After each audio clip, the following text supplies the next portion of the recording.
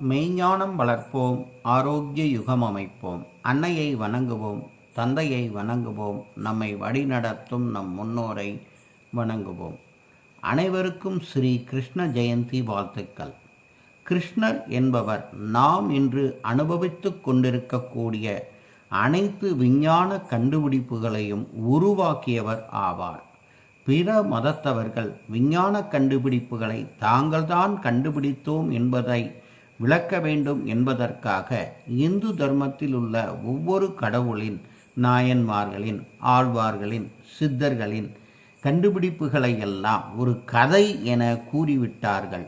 உண்மையில் அவை கதை அல்ல, அவை ஒவ்வொன்றுமே அறிவுபூர்வமானது என்பதை நாம் புரிந்து கொள்ள வேண்டும். ஏனென்றால் பிற மதத்தவர்கள் எந்த ஒரு கண்டுபிடிப்பையுமே கண்டுபிடித்ததாகத்தான் சொல்கிறார்கள், உருவாக்கியதாக சொல்லவில்லை. மகாபாரத போர் என்பதே லைவ் டெலிகாஸ்ட் தான் என்பதை நாம் புரிந்து கொள்ள வேண்டும். ஏனென்றால் அந்த போர் நடப்பதை ஞானக்கண் பெற்று மந்திரி ராஜாவுக்கு விளக்குவதாக கூறப்படுகிறது. இந்த இடத்தில் ஞானக்கண் பெறுவது என்பதை நாம் லைவ் டெலிகாஸ்ட் என புரிந்து கொள்ள வேண்டும். அதேபோல் மண் தின்ற கிருஷ்ணரை வாயை திறக்கச் சொன்னால் உலகத்தை காண்பித்தார் என்கிறார்கள். இதைத்தான் நான் சொல்வேன், லைவ் லொக்கேஷனை காண்பித்திருப்பார் என்று. ஏன் நாம் இந்த கண்ணோட்டத்தில் சிந்திக்கக்கூடாது?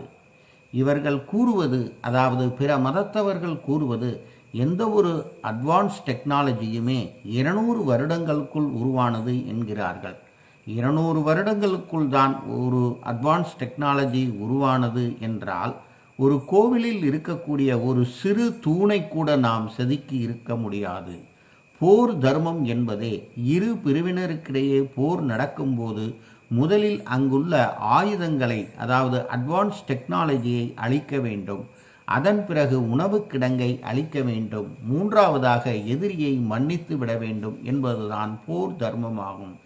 இந்த முறையில் ஒவ்வொரு காலகட்டத்திலும் போர் நடக்கும் போதெல்லாம் இந்து தர்மத்தில் உள்ள பல அட்வான்ஸ் டெக்னாலஜிகள் அளிக்கப்பட்டிருக்கிறது என்பதை நாம் புரிந்து கொள்ள வேண்டும். எனவே இன்றிலிருந்து நாம் நம் கிருஷ்ணரை ஒரு அற்புதமான விஞ்ஞானி என்ற கண்ணோட்டத்தில் பார்ப்போம். நமக்கு எப்பொழுதெல்லாம் அறிவு தடை ஏற்படுகிறதோ அப்பொழுதெல்லாம் கிருஷ்ணரின் உபதேசங்களை படித்தால் நமக்குரிய அறிவு தடை பரிபூரணமாக நீங்கும் என்பதை புரிந்து கொள்வோம். இதை பற்றிய மேலும் விளக்கத்தை இனி வரும் நாளில் விரிவாக காண்போம். சந்தோஷம்.